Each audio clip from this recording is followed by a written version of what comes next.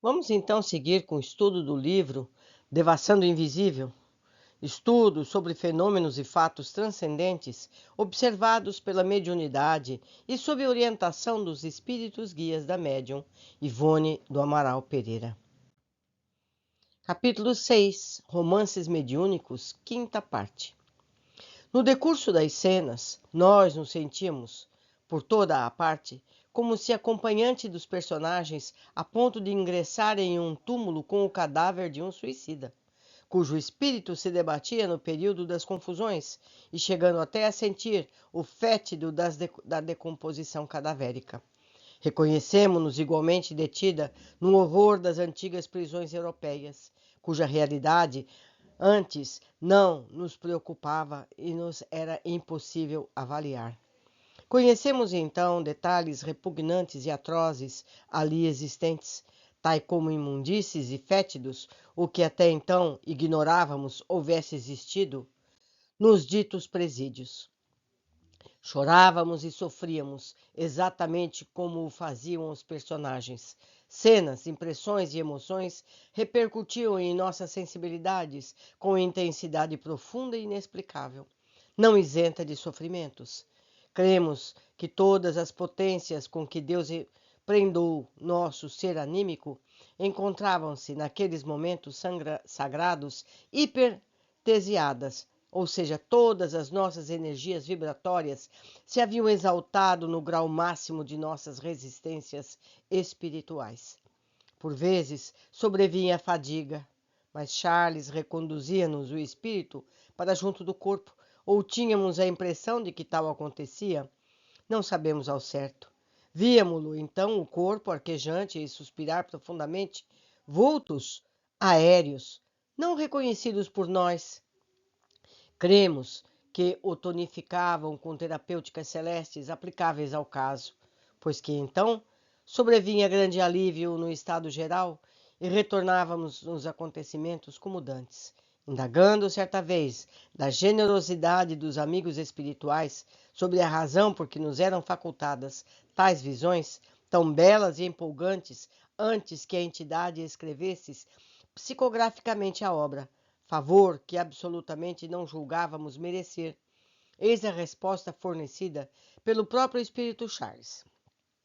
Diz ele: não se trata de favor, é apenas um dom natural que possuís, assaz desenvolvido, como outros médios ou possuirão, conquanto não seja tão comum como os demais dons. Um tipo de faculdade que, de outro modo, facilita o ditado psicográfico, porque armazena o cabedal necessário nas camadas mentais do instrumento mediúnico.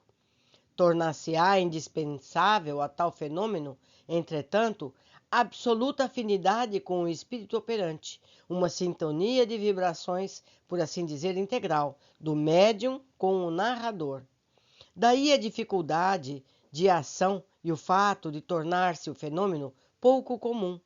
Ainda assim, será necessário que exijamos do aparelho transmissor todas as energias vibratórias de que puder dispor, as quais ainda serão por nós outros elevadas por processos delicados, a fim de que se atinja a comunhão precisa, ou transfusão plena das duas mentes, que se deverão interpenetrar. Um fenômeno mediúnico, enfim, como qualquer outro, processar-se-á então a sugestão forte, projetada pela entidade criadora, pela peça literária, sobre o médium, e a que as tendências e disposições deste gostosamente e se acomodam. Não poderíamos, assim sendo, fornecer assuntos que o médium repugnassem, senão aqueles que exaltassem as suas sensibilidades. Esse é, aliás, o mesmo processo da obsessão. Obsediado é um passivo que prazerosamente, por assim dizer, se submete ao fato e que conjuga vibrações de modo completo com os seus obsessores. E quando ele afirma que está vendo isso e aquilo, realmente o vê, porque o seu dominador criou o fato ou a figura por ele visto, que o poder de criar é uma força natural do pensamento, um ato da vontade de cada um. Nesse caso, porém, em se tratando de forças inferiores, fatos e figuras serão deploráveis, porque oriundos de vibrações nocivas, em desarmonia com as leis do bem e do belo, causando então desequilíbrios impressionantes às duas forças que se chocam. Mas, ao médium espírita, já enfronhado nos meandros de tais fenômenos, tais anomalias deixarão de acontecer, uma vez que estará habilitado a enfrentar com serenidade as sutilezas da faculdade psíquica. Daí o afirmarmos nós outros a soberana conveniência de a humanidade em geral se alistarem nas hostes do Consolador, a fim de se reeducarem, reconhecendo em si próprios os valores que possuem, as faculdades e possibilidades de que são dotados os meios de dirigi-las para culminâncias recompensadoras. Pois todos esses magníficos dons anímicos lhes foram conferidos pelas leis da criação, para que, através deles, possam servir à sua glória, servindo ao próximo e à causa da vida moral, da vida imortal. Não encerraremos o capítulo sem narrar o mais curioso fenômeno ocorrido na mencionada ocasião. No desenvolver o drama assim entrevisto, há uma festa, um baile na residência de uma das personagens do romance, exatamente aquele Georges de Soissons, me perdoem pelo mal francês, que encarna o homem de bem na moral da lição. A certa altura do referido baile a que assistíamos, como se presente estivéssemos, a personagem central, Gaston d'Aberville, põe-se a cantar uma romança aos sons da harpa, cujos versos, de uma maestria e beleza patética, ouviríamos e compreenderíamos. Perguntar-nos-ão, porém, se ouvíamos os versos em francês ou em português, visto as personagens da história serem francesas. Responderemos que, no além, durante nossos transportes, jamais qualquer dificuldade linguística nos perturbou. Não obstante conhecermos exemplos de entidades muito materializadas e inferiores, incapazes de acionarem as forças do pensamento, as quais usam o linguajar a que se habituaram enquanto encarnadas. Possuímos amigos espirituais franceses, brasileiros, portugueses, espanhóis, um polonês, um russo e vários mestres hindus e egípcios. Todos nos falam, nos aconselham, escrevem com o nosso lápis e se valem de nossa audição. Nós os entendemos perfeitamente, transcrevemos o que dizem, mas não sabemos em que idioma nos falam. Sabemos é que, acima de tudo, pensam.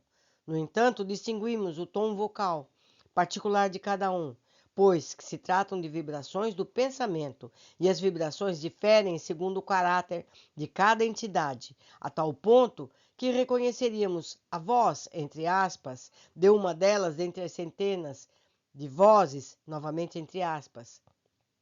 Ouvíamos, pois, e compreendíamos os versos da canção. Eis tudo.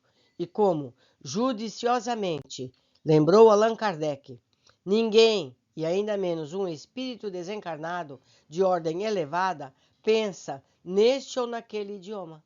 Pensa simplesmente. E aquele que possui percepções capazes de compreender seu pensamento, entendê-lo-á naturalmente. Todavia, repetimos, espíritos inferiores a que foram de outras nacionalidades, quando encarnados, já nos falaram em idiomas a que não foi possível compreender. Cremos tratar-se de fato de particularidade para novos estudos. Entretanto, Charles atraía-nos para a beira do corpo carnal em letargia, justamente quando a personagem Gaston cantava sua romanza. Este quadro deslumbrante, isto é, o salão feérico, inundado de uma cintilante luz azul muito pálido, regurgitante de convidados, o luxo e o brilho dos vestuários, Gaston tangendo a harpa e a cantar melodia comovente, e até a fulgurância das joias por ele usadas, no momento, tudo nos acompanhara para o nosso aposento de dormir, e agora pairava no ar, clareando o recinto com sublime luz, em azul e branco, que colocaria as cenas. Talvez, porém, o quadro não nos acompanhasse propriamente, e sim a nossa visão espiritual se distendesse, favorecida pelos recursos operantes produtores do fenômeno, permitindo-nos alcançar do aposento referido as cenas mantidas na espiritualidade, visto tratar-se de experiências feitas pelos obreiros do invisível para possíveis revelações quanto ao mundo espiritual. Não fomos informadas a respeito e aqui apenas registramos as duas possibilidades. A proporção que os versos caíam, ou melhor, deve estar erro de grafia aqui. A proporção que os versos saíam da voz do artista, porém, nós os víamos escritos, agora em bom português. Pelo menos, essa foi a tradução feita por nossa mente. Eles pairavam no ar, como em uma tela, ao lado da cena, e não abaixo. Como um filme, aparecem as legendas, em enormes caracteres tipográficos, estilizados, como góticos, luminosos e radiantes, tremeluzentes como estrelas, parecendo estruturados em essência líquida, igualmente brancas por irradiações azuladas. E Charles ordenou, meio ansioso, revelando muita pressa: levanta-te, toma o papel e traça, ligeira, estes versos. Mas nós nos sentíamos tão fatigada e sem forças. Respondemos negativamente à beira do próprio corpo, e este vendo qual um cadáver. Não posso, estou muito cansada, não posso. Sim, poderás. Levanta-te e escreve. Será a única forma de obteres versos do além. Não és médium poeta? Escreve.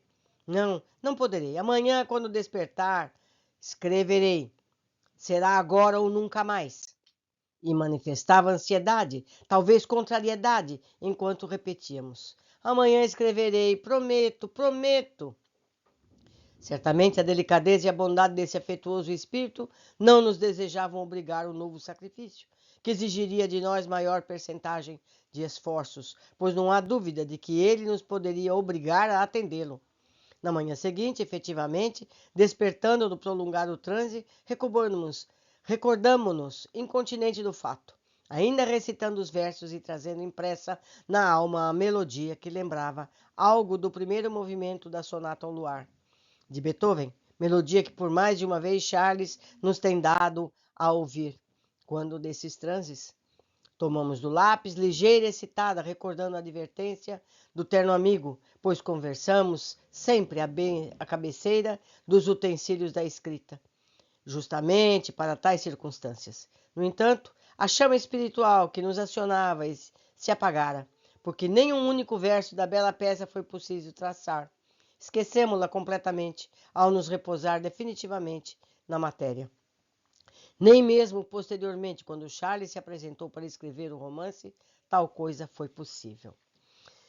Isso nos deixa claro, meus amigos, que é muito pouco do que vivemos fora de nossos corpos, pois todos nós, sem dúvida, desdobramos o nosso espírito durante o sono.